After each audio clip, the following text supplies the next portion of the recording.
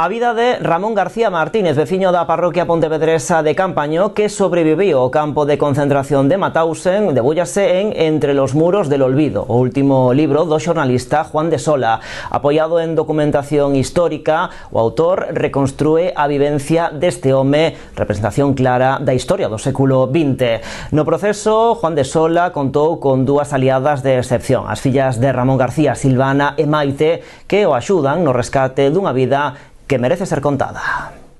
A través da vida de Ramón García Martínez, almeriense de nacemento e pontevedrés de adopción, podemos trazar a historia da Europa de comezos do século XX. A pobreza e a fame, especialmente nos eidos rurais, como é o seu caso, provocou emigracións ás grandes cidades, estalla a guerra civil, con ese golpe militar, vese obligado a loitar no bando perdedor, e despois chega o exilio a Francia. En Francia finalmente ten que alistarse na lexión estranxeira e a partir de aí cae en mans das SS dos alemáns. Esta trayectoria rescátase en Entre los muros del olvido, o último libro do xornalista Juan de Sola. Tamén conta como Ramón pasou 5 anos en 3 campos de concentración, Krems, Mauthausen e Ebense, padecendo os horrores do Holocausto. En este universo de sacrificio, de dureza, de crueldade, con esa gran pregunta, como se sae vivo de aí, pero con que secuelas se sae vivo de aí, non? Que sae... Como anécdota, no le podías regalar nada con rayas, por ejemplo, no sé qué. No ponía nada con rayas. Nada con rayas. Iba directamente a la basura.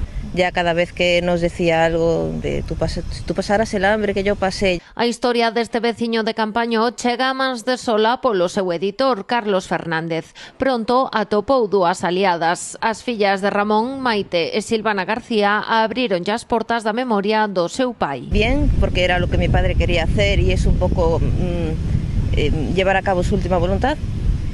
E logo que yo por lo menos non sabía por onde empezar. Comezaron un periplo que durou 12 anos e que levou o autor mesmo a viaxar aos campos de concentración, intentando contextualizar o percorrido que facían as persoas deportadas. Ramón acabou enredado en diferentes contextos precisamente porque buscaba oportunidades, non por cuestión ideolóxica ni cuestión política, que podía ter as súas ideas como todo o mundo, ¿no? Pero básicamente por unha cuestión de supervivencia.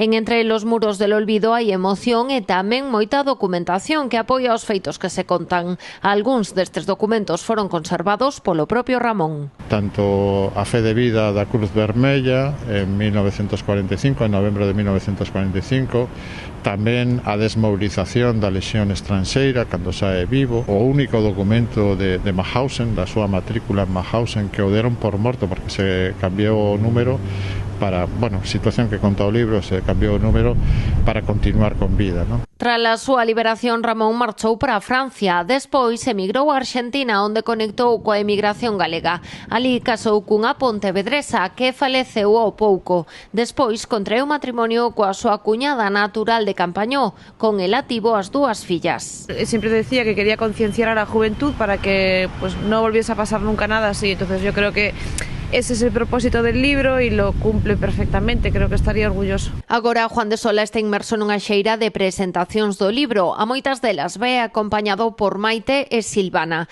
Xa estiveron en Pontevedra e Vilagarcía. Mañá estarán en Sanxenxo, no Concello, ás 8 da tarde. As seguintes citas serán en Caldas o día 14 e o 20 en Marín.